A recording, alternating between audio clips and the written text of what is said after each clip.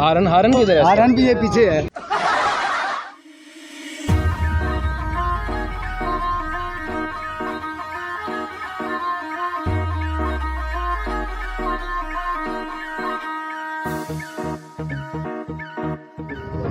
बिस्मिल्लाहिर्रहमानिर्रहीम। Township Facebook page से मैं हूं शेख उस्मान और इस वक्त मौजूद हूं गज्जुमता मंडी में।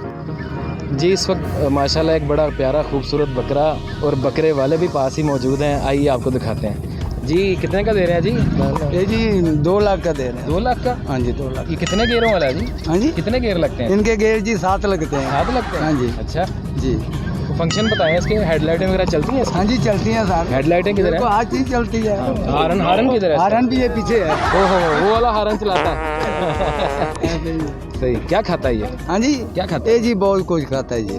गवर्नमेंट तो खाती है। हाँ जी गवर्नमेंट तो खाती है। ये क्या खाता है? लोगों के ये पैसे? नहीं लोगों के पैसे नहीं जी, हमारी हकलाल की कमाई की खाता है। अच्छा हाँ जी। तो आपने तो नहीं किसी के खाए पैसे? नहीं जी नहीं खाए, अल्लाह ताला क्यों खाए किसी के। सही है जी। ये भाई साहब के पास एक बड़ा मशहूर वाक़या है, ये अपनी ज़ुबानी खुद ही बताते हैं। जी बताइए।